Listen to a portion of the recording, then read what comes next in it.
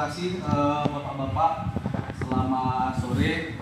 Di sini saya ingin menyampaikan materi program AJMS yaitu Sadari, yang mana di sini juga adalah Risk Management Guideline. Di sini Pak ada beberapa halaman yang mana sudah saya dapatkan.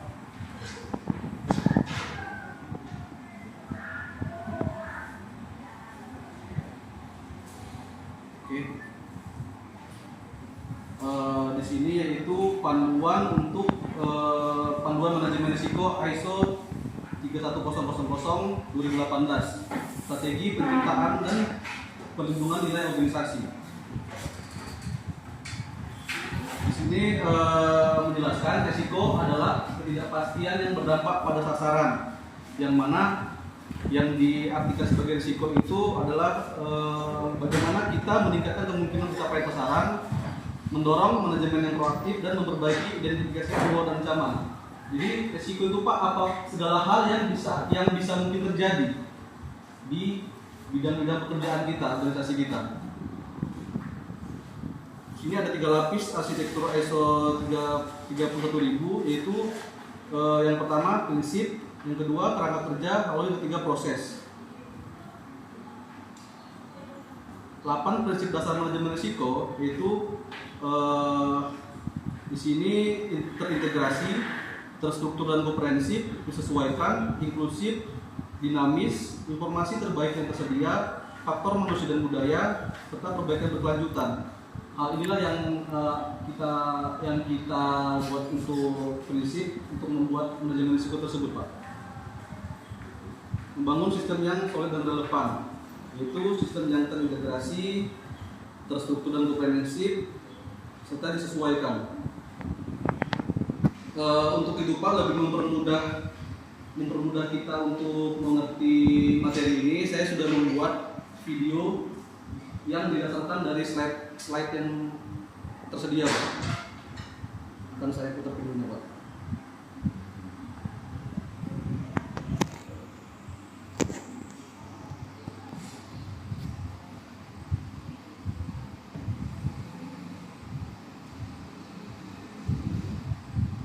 Pernah kepikiran gak sih apa yang bikin sebuah rencana itu sukses? Bukan cuma idenya yang bagus, tapi apa yang bikin rencana itu benar-benar jalan mulus di dunia nyata yang penuh kejutan.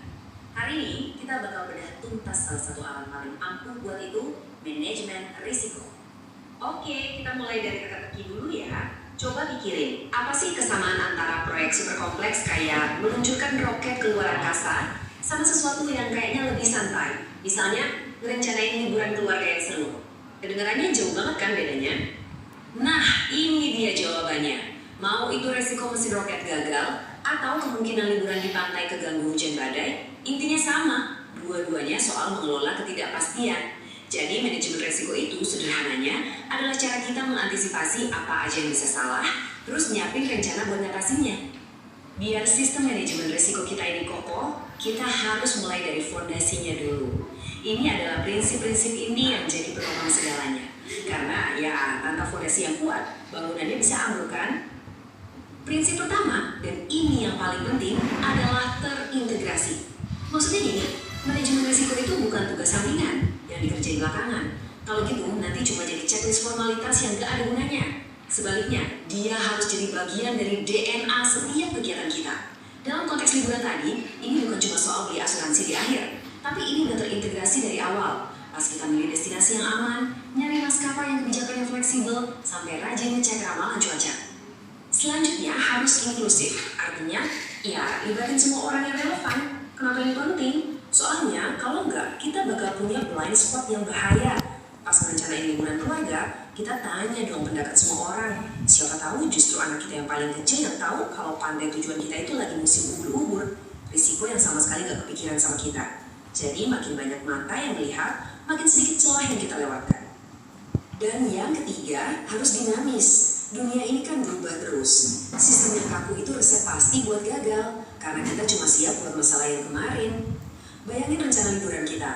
Kalau tiba-tiba ada peringatan cuaca buruk atau aturan perjalanan berubah, sistem kita harus bisa adaptasi, bukan malah kekeh sama rencana awal yang udah gak relevan lagi. Tentunya fondasi ini gak berdiri sendiri, ada pilar-pilar lain yang mendukung. Prosesnya harus terstruktur, harus disesuaikan sama konteks. Jelas beda ya antara liburan keluarga sama peluncuran roket. Terus juga harus mempertimbangkan faktor manusia, pakai informasi terbaik yang ada, dan yang paling krusial, harus terus-menerus diperbaiki. Ini siklus belajar yang gak ada habisnya. Oke, fondasinya udah beres. Sekarang, yuk kita lihat cetak birunya. Kerangka kerja yang bakal ngasih struktur buat prinsip-prinsip tadi. Anggap aja ini arsitektur buat mengubah teori jadi praktik nyata. Coba deh perhatiin gambarnya.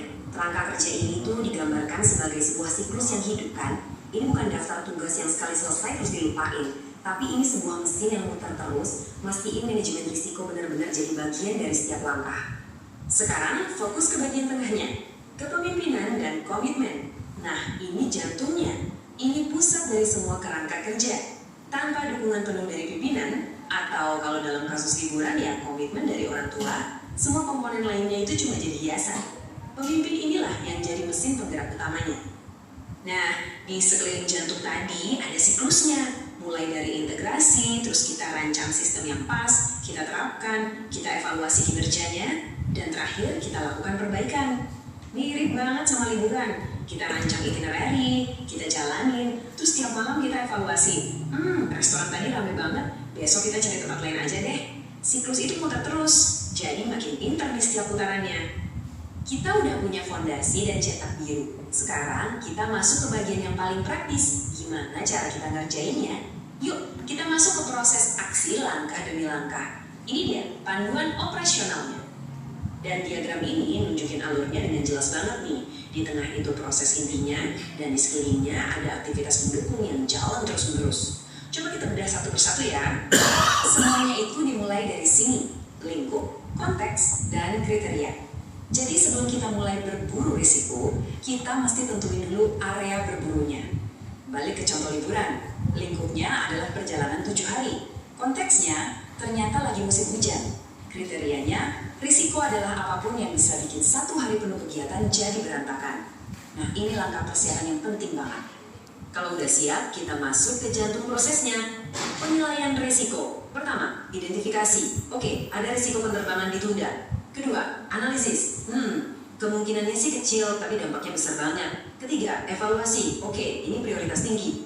Risiko lain, hujan pas lagi mau jalan-jalan. Analisisnya, kemungkinannya besar, tapi dampaknya kecil karena kita bisa ganti kegiatan indoor. Evaluasinya, prioritasnya lebih rendah.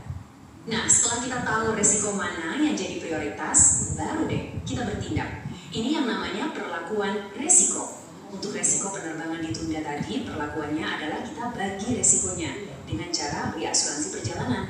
Kalau resiko hujan, kita terima resikonya, tapi kita siapin rencana cadangan. Di tahap inilah keputusan-keputusan strategis itu dibuat dan dijalankan. Dan jangan lupa, proses ini nggak jalan sendirian. Dia didukung terus-menerus sama komunikasi, misalnya ngabarin semua orang kalau ada perubahan rencana. Terus ada pemantauan buat mastiin rencana B kita jalan dengan baik. Dan juga pencatatan biar kita bisa belajar dari pengalaman buat liburan berikutnya. Oke, kita udah ngebangun fondasi, ngelihat cetak birunya, dan ngikutin panduan langkah demi langkah. Tapi pertanyaan besarnya adalah, buat apa sih semua ini? Apa tujuan akhirnya? Disinilah letak perubahan mindset yang paling penting. Pandangan lama itu melihat resiko sebagai sesuatu yang negatif, sebuah ancaman yang pokoknya harus dihindari. Tapi pandangan baru melihatnya jauh berbeda. Resiko itu adalah ketidakpastian. Dan di dalam setiap ketidakpastian, selalu ada peluang yang tersembunyi.